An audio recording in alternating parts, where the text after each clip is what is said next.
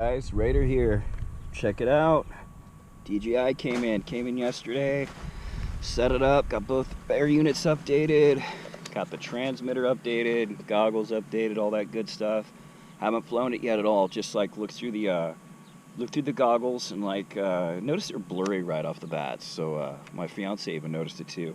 So I adjusted the lens on one of them. I left the other one alone. I figured maybe it's my eyes. I was pretty tired yesterday, but haven't flown yet. All I did was did a quick hover test in the backyard because these are all props out or they're spin out and stuff. I didn't know they were set up that way. So just put my rates in, left everything else the same. I'm going to start off with the Transtec Beetle. Just got a 3S pack on here, and then I'll try out the iFlight. I just want to cruise. I mean, this is all just about trying the DJI stuff out. Very nervous, you know, new radio, new goggles, new everything. Maiden for a quad, the whole works. So yeah, a little sketchy. Let's see how it goes. All right, let's plug in. I think I have it set to auto record, 700 milliwatts, autofocus set to auto or whatever that stuff is, focus mode, low latency, 50 megabit, did that new thing, you know. Boom. I mean, like binding the radio and stuff is so badass on this. The setup was really cool. I dig it. So I'm just gonna throw it higher a little bit. Just barely. See how this goes. Sound like karate there with the big deep breath there, huh? All right, let's do this, guys. I will tell you the screens in here. I have had HD2s for years, like 3 years now. I've looked through HDOs, and I recently got to look through HDO2s, and I know they're OLED panels, but the actual viewing experience inside these goggles blows Fat Sharks away. And I'm a Fat Shark fanboy. I don't want to bash on my Fat Shark, but I'm telling you right now, holy crap! Look at this shit. Look at those grass. So this camera is just a tad out of focus, I think. That's okay, though. I got the other one dialed in. So I don't touch any record buttons. Everything should record. Let's arm. Oh, man. Let's get these sticks out here. I'm probably forgetting something, you know. Noob here, guys. Let's get all the sticks centered. Noob at this, anyway. All right. All right. We're ready. Unlocked. Power unlocked. 50 megabits. Low latency. Here we go. Holy shit. Holy. What the? Okay, this is, I'm in 16:9 mode, so it's like the whole screen is in front of me. Holy shit. Wow. Wow. You guys. I'm not trying to do anything other than just look around me right now and just to see how natural. Holy shit. Seen a couple ripples there. I don't know if it's a camera. Let's just cruise over here. I got perfect bars and all that. Let's cruise around my housing driver. Wow. So what you see here, guys, that's what I see. It's like looking through my Session 5. Holy shit. Wow.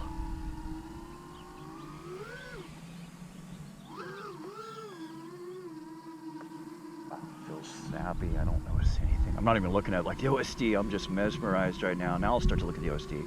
Battery voltage is a little low. A minute and a half flight time. Oh, let's see. Channel 1, 4 bars. 50 megabits, 50.8. Recording is still going on both units. Just now looking at this stuff, I've been just mesmerized. Wow.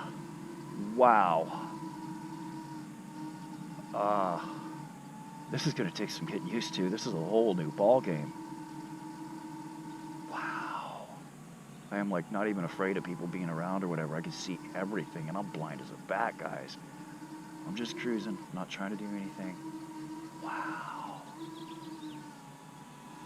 I mean, and it just fills up your whole screen. If you don't like that, sorry, I'm drooling here. If you don't like it filling up the whole screen, that's cool too. You can shrink it all down and move it around. I only use one eye, guys. I use my left eye only. So like being able to move that screen around, that's going to be awesome too. Haven't played with any of that stuff yet. This is it. This is the first go around. Holy shit. No power on this 3S. It's really made for 4S, so there's no power. We're just cruising. Hopefully the session's still recording.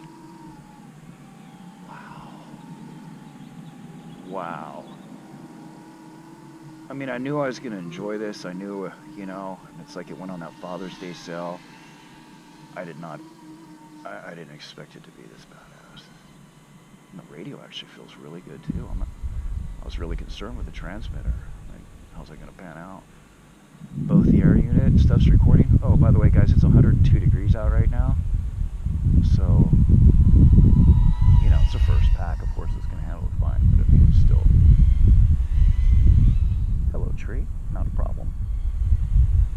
Wow. Just looking. Just cruising around here. You know, do you notice when it hits the sun a little bit, I see a little bit of digitization, so to speak? I think that's because these are, what, CMOS cameras? Oh, I got low voltage already. These batteries are old. That's okay. But other than that, I mean, my God, I'm nitpicking. This is a whole nother ball game. I gotta land, guys. I'm low. I'm at 10.1. Yeah, I got a little. I'm out of power. This battery's toast. I need some new batteries. Oh yeah. All right, it should stop recording. It did. Wow, guys, I hope this, yeah, it's still recording great. Dude, guys, I'll tell you what, I've been flying FPV for like 3 years now. I've never experienced anything like this. Whole new ball game. Whole new ball game. I got like 3 or 4 more packs. I'm gonna rip them up real quick. The quad flew fine. I didn't really pay attention to the quad, but as far as this system goes, and even the radio, like setting it all up was a breeze. Just knowing that you have all this updated stuff going on, and get this unplugged.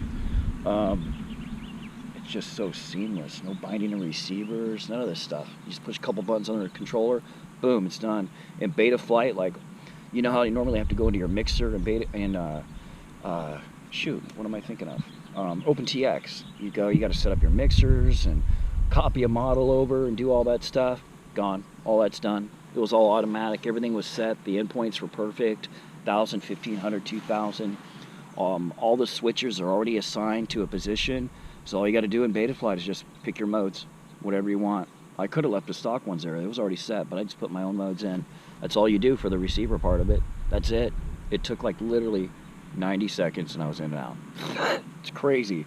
So far, my thoughts on it, so far I've got to give it like a 9.5 out of 10. And I'm going to do a video on the DJI stuff. I think I know where the stuff's headed. But my only knock is on the goggle fit. Everyone complains about it. It's pretty crappy. But I'll do another video on that. This is my first impression, first flight with DJI. Badass. I like it. I'm really glad I got it. I think spending the money on this is a lot more worthwhile than like building out 2 or 3 or 4 quads, you know, and staying in the analog world. Seriously, I mean, especially if you guys have been flying a while, what do you got to lose for trying it? You know, you'll have your analog stuff and your digital. I think once you try this, though, you're not, I'm not going to fly digital for a while. I mean, analog. Anyways, I have my quads and I've got good gear, great analog gear, you know. But this is a whole different experience. It's really hard to... Looking through the camera is one thing. When the quad actually takes off into the air and you see everything come to life, like it's right in front of you and you're flying, whole different ballgame. Whole new ballgame. All right, guys, I am stoked. Hey, Sleeping Bear, thanks for all your help, bro, for everything. I really appreciate it. Love you guys. Talk to you soon. Hopefully you're all doing great. Man, this is really exciting. Gotta get some more packs in.